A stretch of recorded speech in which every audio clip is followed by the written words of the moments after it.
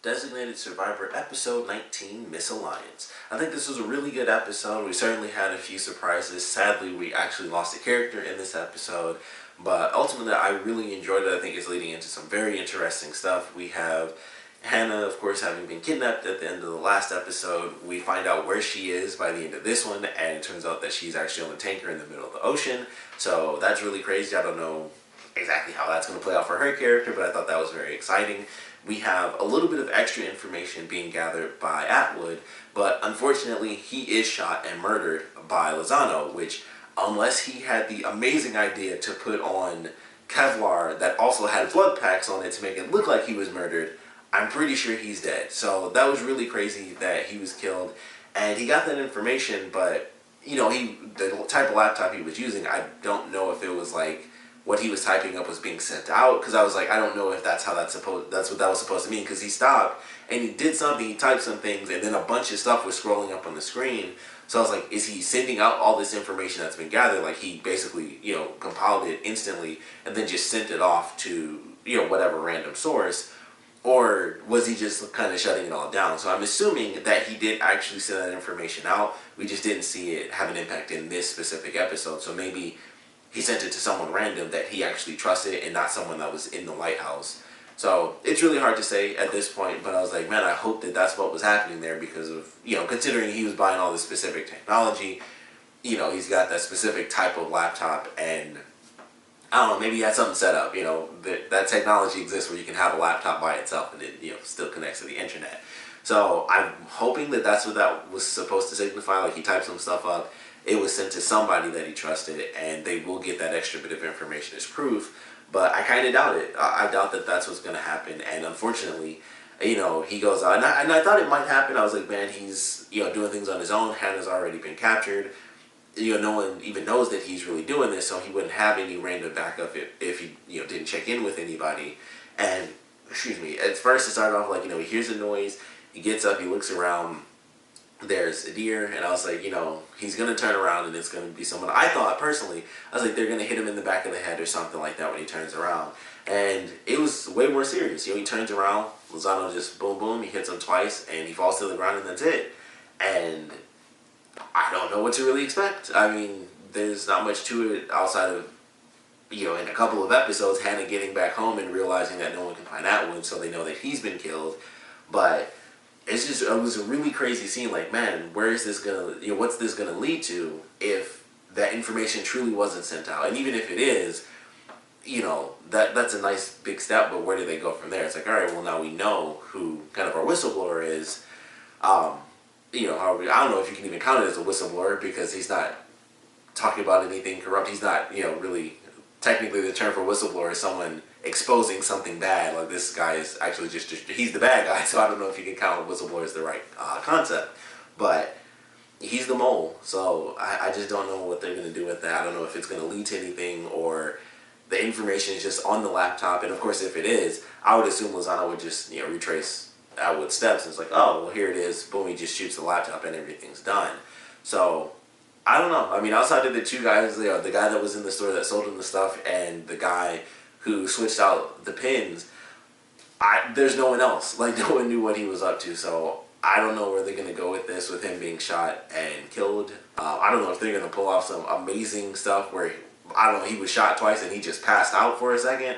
Highly doubt it. But honestly, with it being television, you never know. I'm just assuming, based off of what I saw and what I know about logic and the planet and bullets, he's dead, which really sucks. So I was very surprised by the way that they did that. But certainly a good scene. It was very shocking, like, just them going about killing off a character like that. Unless, he ultimately ends up not being dead by the next episode. But based off of what I've seen and what I believe, I would have to say Atwood is dead. So very surprising moment there. The whole episode, Hannah's just trapped in this barge. Like I said, eventually she ends up getting out.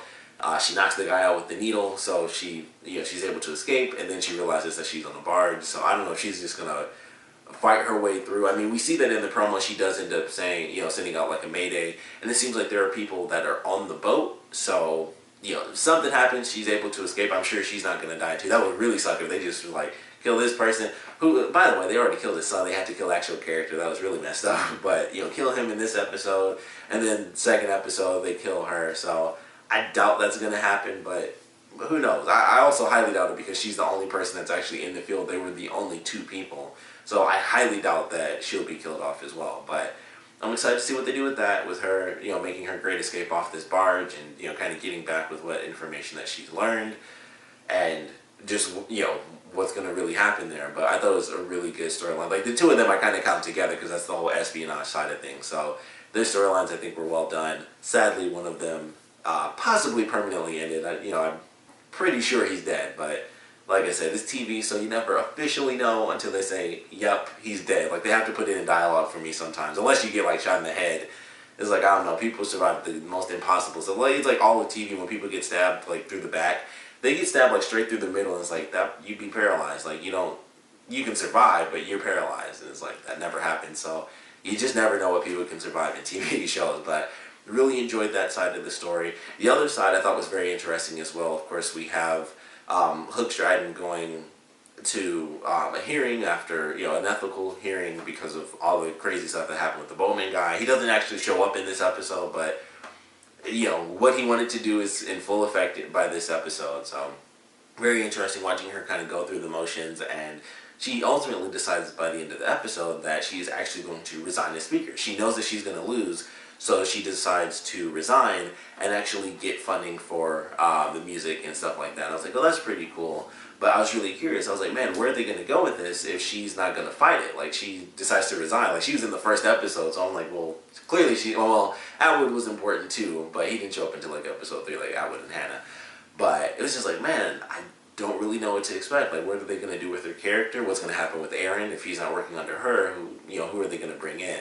So ultimately, we find out that she's actually now Secretary of Education. So I thought that was a cool way to do it, and a simple way to keep her character in there and give her a new position.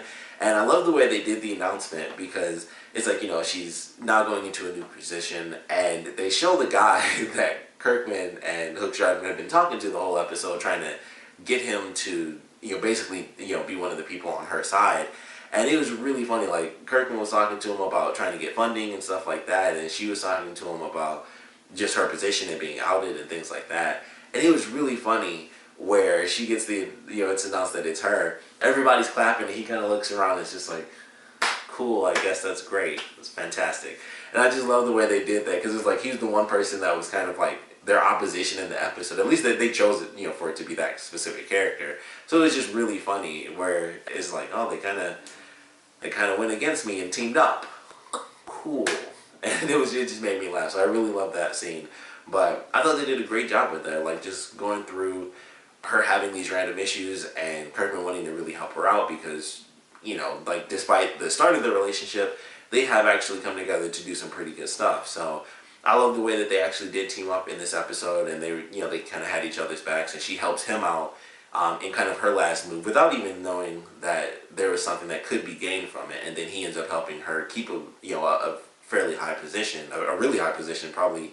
I don't really know exactly the levels, but I would assume Secretary of Education is even higher than, being a Speaker of the House. So I thought it was really good. I definitely like the way that all that played out.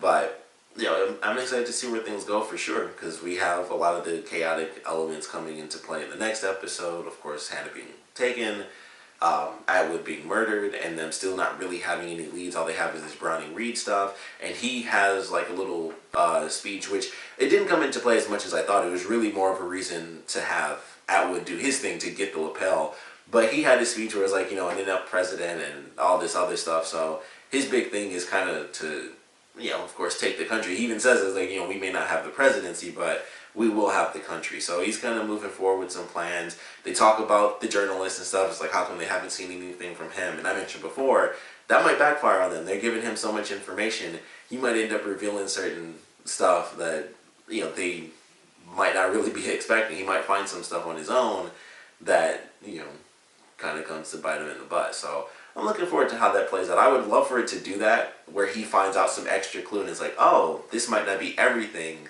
that was being said to me, because he's being fed like the base information, like, look how bad this is, or how they're keeping the secret from their people. And that seems to be a big part of the next episode. He does seem to be the one kind of going forward with, them not actually having killed the right person. So I'm looking forward to how that's going to end up playing out in the next episode. But I think this was a really good one. I would love for some magical plot device to allow for Atwood to be alive in the next episode. I just don't think that's going to happen. But I did really enjoy it. They also did some good stuff with Alex, where it was like a small sequence, but early on in the episode when she actually talks to the guy who kind of brought the kids in, they talk about how, she talks about how she wanted a certain life for her children, and now she's worried that their son might actually grow to be like the guy she was talking to. Where it's like, it seems like he's just chasing after his father because he never really got to be there with him. And I thought that was interesting. It was like a very small moment, but I still enjoyed it. I was like, it's fun because they have two kids at two different ages. So the young, their young daughter, it's like, it's a crazy little adventure. But for their son, who's lived the normal life much longer than his sister has, and now being kind of just, thrown off to Camp David, it was very interesting to kind of have that small conversation. It wasn't really a big part of the episode, but I was like, this is definitely something that they could, kind of talk about for future episodes. I doubt they will because, things are getting more and more intense every episode. But they could find a way to, put it in there if they wanted to. But I'm excited for the next episode, of course. Would love to know what you guys thought about this one, though. So please comment below. Let me know your favorite parts, least favorite parts. And, of course, if he is truly dead, whether or not he's dead or alive, I want to know what you guys thought about Atwood's journey in this episode. I would love to know if you think he's not dead. Why is that? I would love to know your theories on why you think he might actually be alive. You could easily just say plot armor, because that is a real thing where people just live for no real reason, not a good enough reason.